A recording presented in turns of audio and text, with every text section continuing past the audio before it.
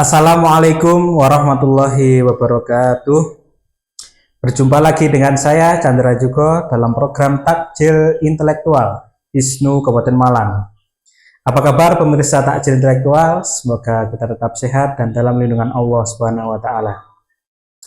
Di episode kali ini kita akan berbincang dengan tema Sarjana NU Dalang.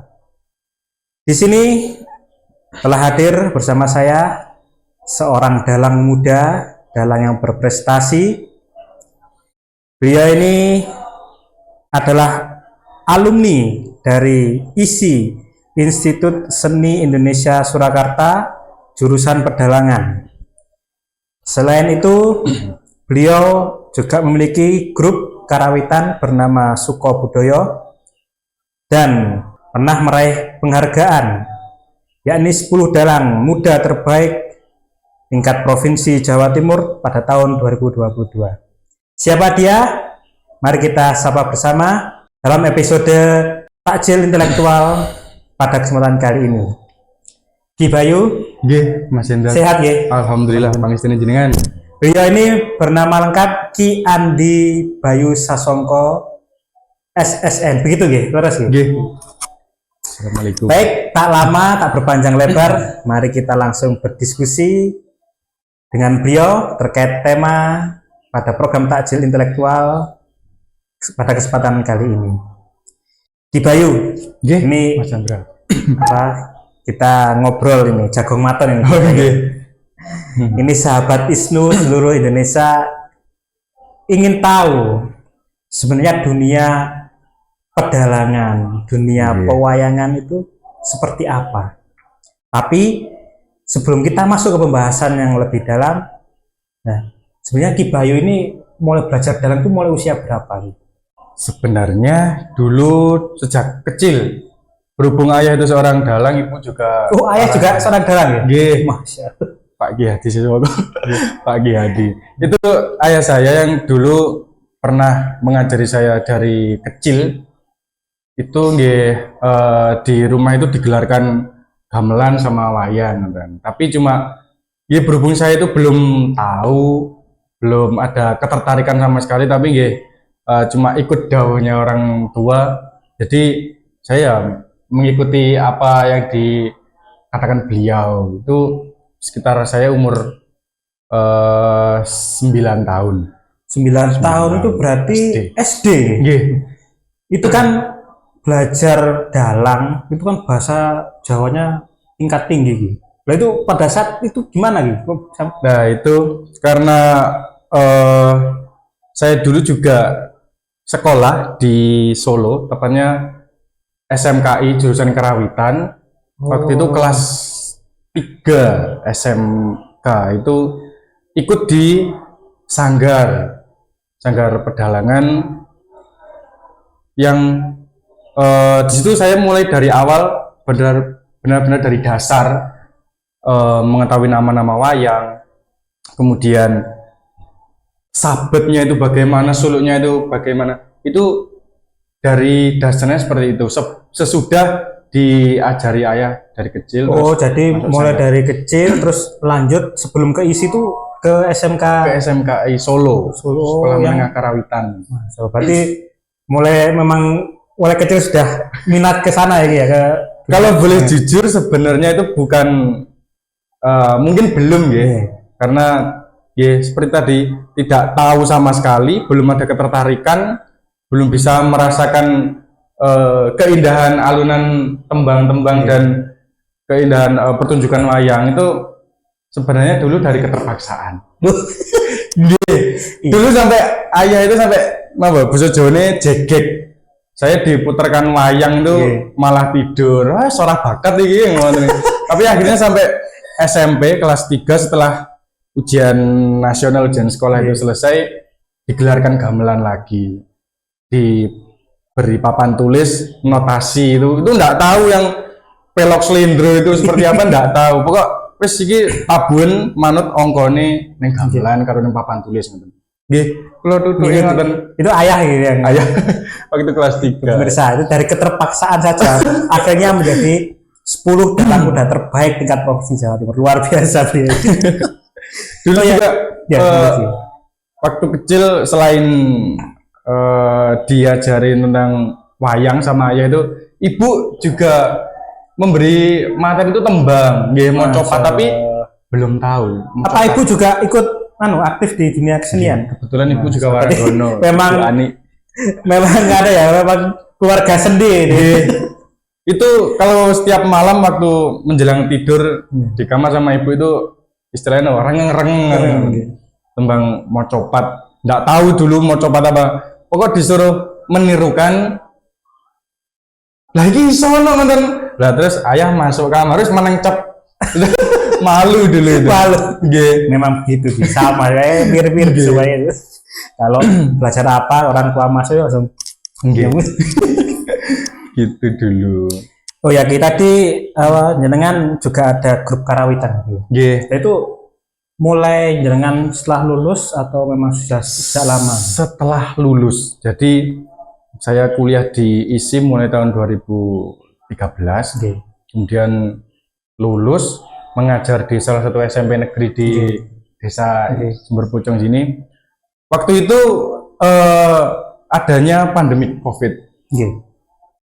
Itu anak-anak yang sudah mempunyai bakat, kemudian lulus dari SMP tersebut, mereka tidak punya wadah untuk mengembangkan bakatnya. Akhirnya saya berinisiatif untuk ya membuat sanggar karawitan lah, karawitan tari yang mengajari istri saya gitu.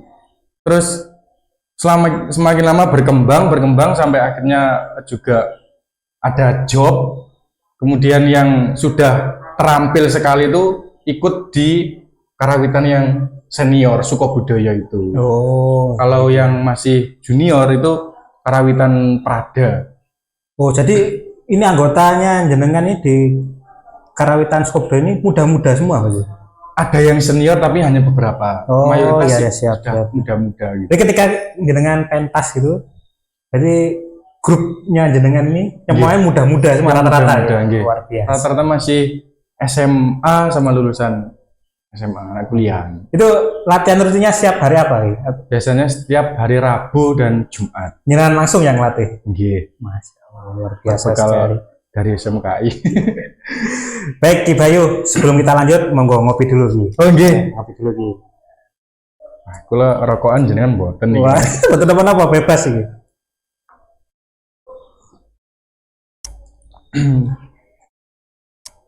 Kita mengulik tentang dunia pedalangan, tentang dunia pewayangan.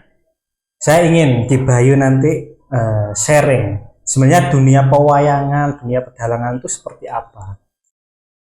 Saya yakin sahabat Isnu di seluruh Indonesia ini juga penasaran. Nggih. Sebenarnya apa sih bahasa Jawanya tingkat tinggi sekali. Alur ceritanya bagaimana? Itu nama apa? Tokoh pewayangannya itu ada berapa jumlahnya? Nanti sahabat program Takjil Intelektual, mari kita dengarkan cerita-cerita menarik dari Ki Bayu.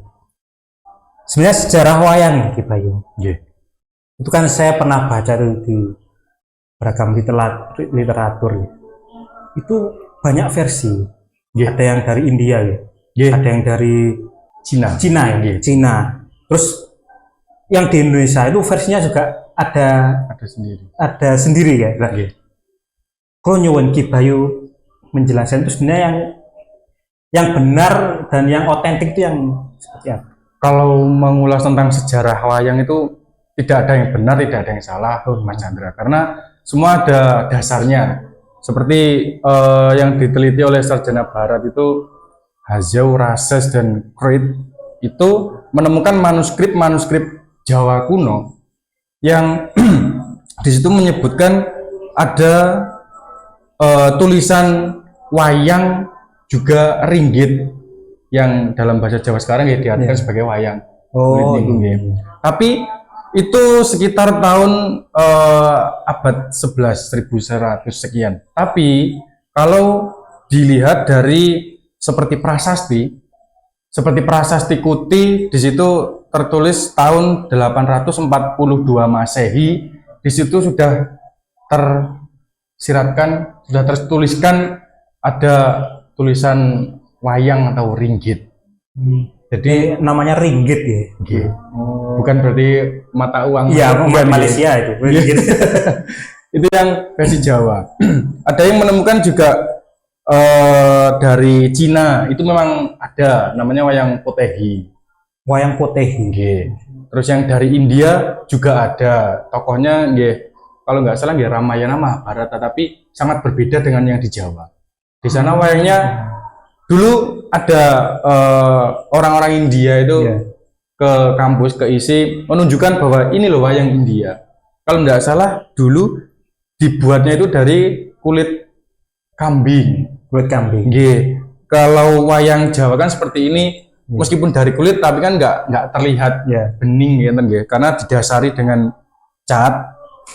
Kalau di sana langsung ke warna, jadi wayangnya itu transparan. Dan Oh, besar-besar. dari yang dari India itu. Iya, dari India. Tapi kalau yang dari Jawa dari tahun 842 Masehi sampai sekarang itu berkembang. Yang dulunya dari daun, kemudian dari kulit kayu sampai ada yang menyebutkan dari Raden Patah itu sudah membuat wayang dari kulit. Oh, nggih. Jauh sebelum itu ada manuskrip, saya baca agar tidak salah nggih. Nggih, nggih.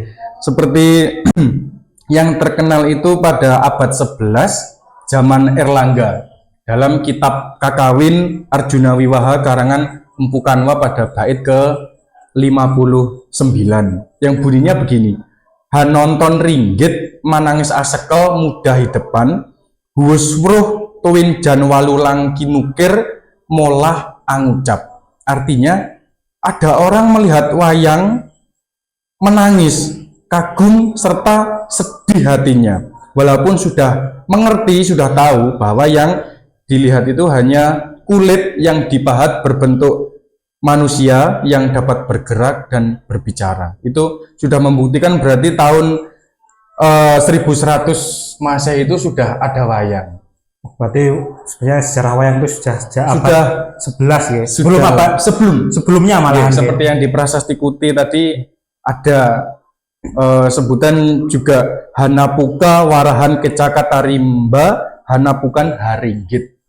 Itu yang paling Haringgit tua. tadi ya. Nggih. Itu penemuan dari asal usul wayang yang paling tua. Selain itu belum diketahui lagi. Nggih. Terus untuk bagaimana sejarah wayang, sejarah panjang ada yang dari India ini dengan jelaskan lah. Untuk tokoh pewayangannya Ki, itu apakah sama Ki yang dari India terus yang di kita di Indonesia di Jawa ini, apakah ada kesamaan apa ada perbedaan? Ada persamaan. Seperti tokoh dari kisah Ramayana dan Mahabharata. Kenapa di Jawa itu dulunya populer sampai sekarang ceritanya itu mengambil dari tokoh cerita Ramayana dan Mahabharata seperti ini Werkudara dan Prabu Baladewa ini dari Ini nggih, Prabu Baladewa nih. Mahabharata nggih. Itu karena dulu mengambilnya dari cerita terpopuler pada saat itu.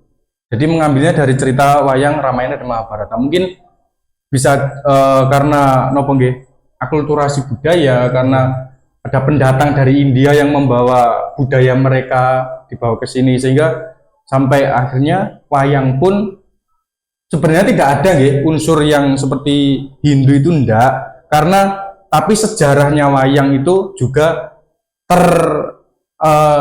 sejarahnya itu juga terkontaminasi, juga bergabung dengan budaya-budaya yang lain.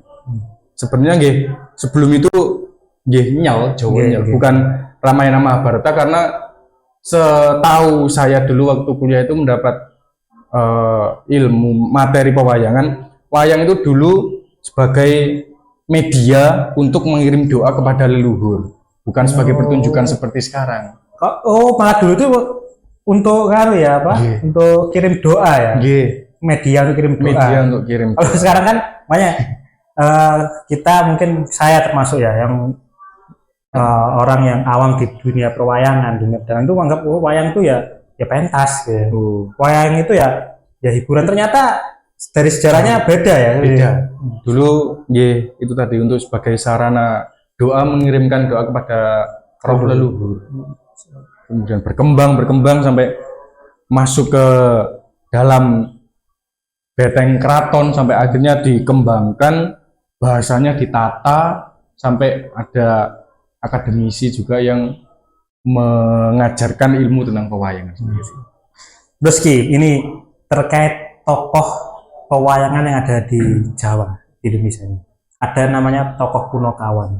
Nah ini saya penasaran dan mungkin sahabat pemirsa program Takjil Intelektual ini juga ikut penasaran gitu. Tokoh Punokawan tuh sejatinya itu apakah benar asli dari Indonesia atau memang juga dari luar juga?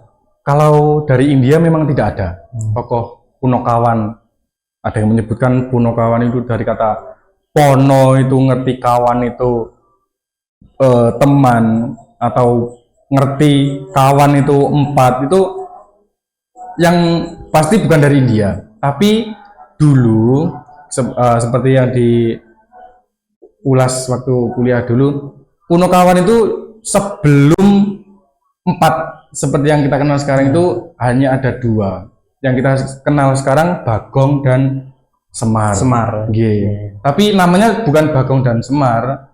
Pada era Mataram Islam itu ditambahkan 2 tokoh, Gareng dan Petro. Jadi menjadi 4. Kalau sebelumnya cuma 2. Itu yang gunakan juga untuk dari para wali itu ya. Itu sebelumnya. Oh, jadi sebelumnya ya. Sebelumnya ada pada era Majapahit itu sudah ada. Oh, sudah ada tokoh. Yang tadi yang Semar sama Bagong. Kemudian zaman Wali itu seperti Sunan Bonang menambahkan tokoh-tokoh yang sudah ada dan diperlengkap seperti Buto Raton ini Buto Ratuan dari Raton. Terus wayang ketek-ketek moto lorong dari para wali itu ya? Dari Sunan Bonang. Kemudian dikembangkan lagi tapi sebelum menjadi Punokawan itu oleh Sunan Kalijogo sebagai media dakwah. Kenapa? Karena dulu untuk sebelum memasukkan orang-orang Jawa ke agama Islam itu nek cara Jawane napa nggih? Dirah atine. Dirah atine cara masuknya lewat budaya. Jadi wayang, kemudian gamelan, tembang, niku seperti ilir-ilir, gundul pacul dan lain sebagainya. Oh, Masya Allah. Berarti sejarah perkembangan wayang itu ternyata sudah lama sekali gitu. Banyak berbagai versi juga ya, dari versi dari Cina ya, wayang dari Cina, terus dari India, terus yang termasuk dari Jawa, Indonesia itu sendiri. Terus selanjutnya Ki, kadang kita tadi kembali ke ternyata wayang di awal dikenal kata-kata wayang itu untuk kirim doa. Ternyata sampai bergeser sekarang ini menjadi sebuah pentas pertunjukan. Itu kan ada alur ceritanya Ki. Lah ini nyuwun di kulik sedikit Ki. Sebenarnya alur cerita di pewayangan itu seperti apa Ki? Jadi kalau ini wayang yang sekarang bukan yang konvensional zaman dahulu yang klasik, itu sudah sekarang yang modern lah. Oh, ada yang Mas Andra ada. Dulu tuh ada yang namanya sama sekarang jejer, terus ada Bapak Unjal, kemudian Jengkaran, kemudian ada adegan papakan putren istri dari raja. Itu yang saat ini tidak ada hubungannya dengan lakon, itu dihilangkan. Seperti papakan oleh permaisuri kepada mapak raja itu sudah tidak ada. Jadi semakin ringkas gitu. Semakin ringkas. Jadi ada wayang konvensional yang klasik jangkep itu katanya jam 8 malam sampai jam 7 pagi. Ya itu zaman dahulu. Dulu saya pernah pas dulu waktu sunatan itu nangkap wayang. Ya, itu di rumahnya ibu dulu. Itu mulai dari jam sampai pagi, jam berapa? Jam habis sisa jam 8 malam itu sampai menjelang subuh jam 3 pagi, setengah 4 itu selesai. Sudah diringkas Mas. Jadi di kampus saya dulu diterangkan ada wayang cara klasik yang sangat lama itu nggih. Terus kemudian menjadi wayang ringkas dan ada wayang padat. Wayang padat itu bisa 1 jam, 2 jam, bahkan yang untuk ujian kelulusan praktek wayang itu sekitar 45 menit.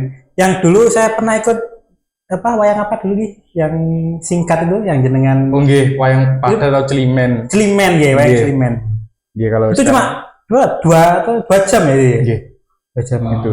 Jadi adegan-adegannya yang sekarang dimulai dari jejer, terus jengkaran, raja keluar itu kemudian langsung limbuan.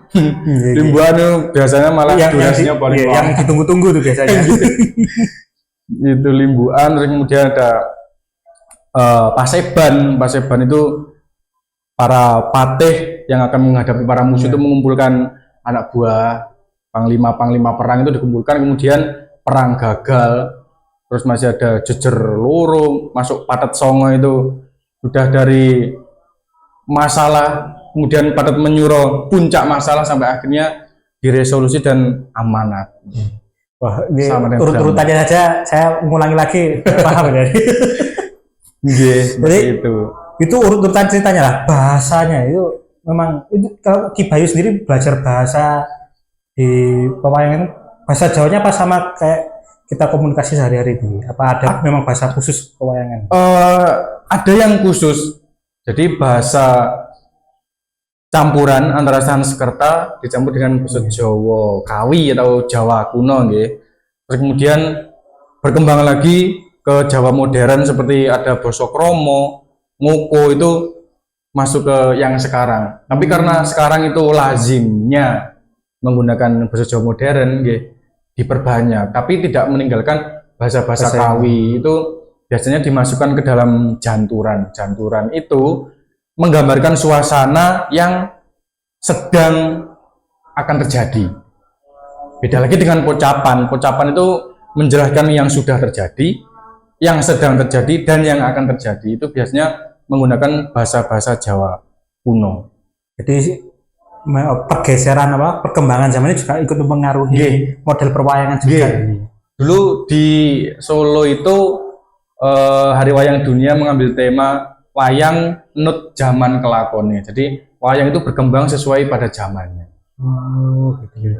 Ya akhirnya tadi ada yang wayang durasinya mulai jam berapa sampai pagi, mulai sore sampai pagi, terus ada yang model tadi yang 1 jam, 45 menit, ada yang 2 jam gitu. Kalau sekarang umumnya wayang ringkas.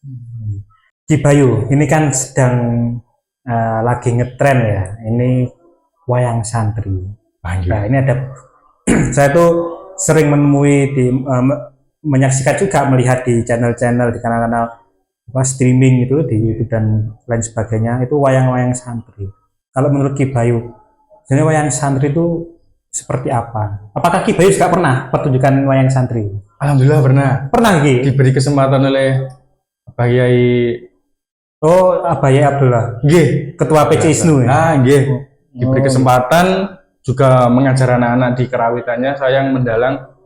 Itu wayang santri. Jadi jika mengambil dari arti santri di KBBI itu kan orang yang sedang mendalami tentang ilmu agama, terlebih Islam, yang berkecimpung di pesantren, kan, di arani santri. Dan itu dulu yang sesuai pengalaman saya, yang menjadi lakon atau cerita itu juga ada unsur-unsur keislamian, seperti kemarin waktu ulang tahun Pondok Pesantren Al-Amin ke 15 ya. 15. Mengambil tokoh cerita bupati gitu.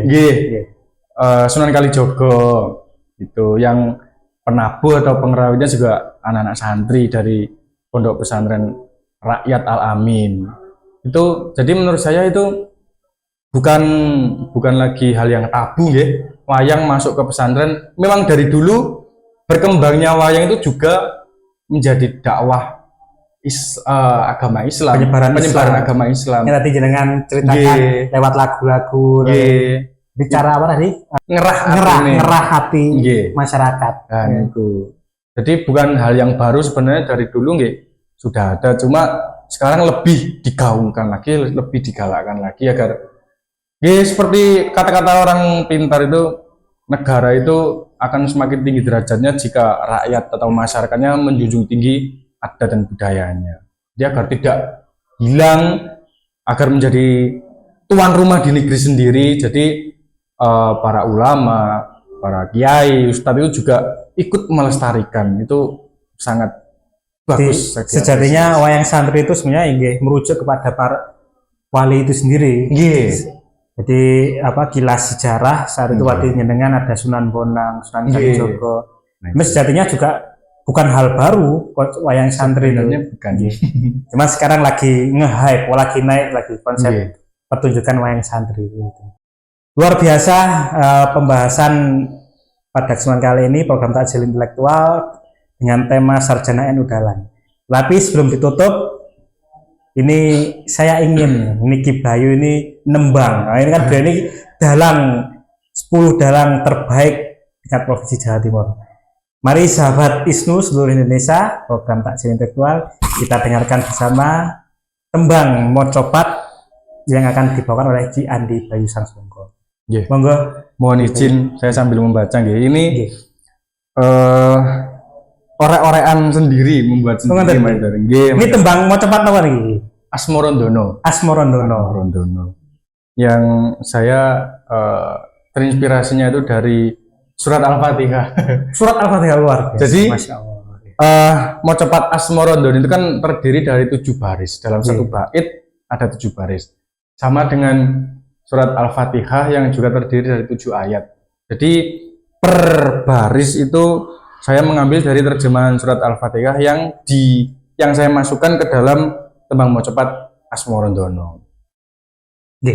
Mari kita dengarkan tembang Mocopat dari Ki Bayu. Amen. Sinebut asmaning Gusti, puja puji mring kang kuwasa, welas asih mring pitahe kang nguwasani dina pungkas, sinembah weh pitulungan, paringo marga rahayu, tebihno wong kang duraka. Wah, luar biasa. Terima kasih Ki Bayu atas kesempatannya bersedia diundang dalam kegiatan ISNU Kabupaten Malang, yakni dalam program Takjil Intelektual. Matur nuwun Ki Bayu, mugi-mugi mboten kapok. Wah, mboten kula tenggelam. Demikian pemirsa program Takjil Intelektual pada tema Sarjana NU Dalang bersama Ki Andi Bayu Sangsongko. Beliau adalah 10 dalang terbaik tingkat provinsi Jawa Timur pada tahun 2022. Kita akan bertemu lagi di episode selanjutnya, tentunya dengan tema-tema yang tak kalah menarik. Saya akhiri, wallahul muwaffiq ila aqwamit thoriq. Wassalamualaikum warahmatullahi wabarakatuh. Terima kasih Ki. Sandra.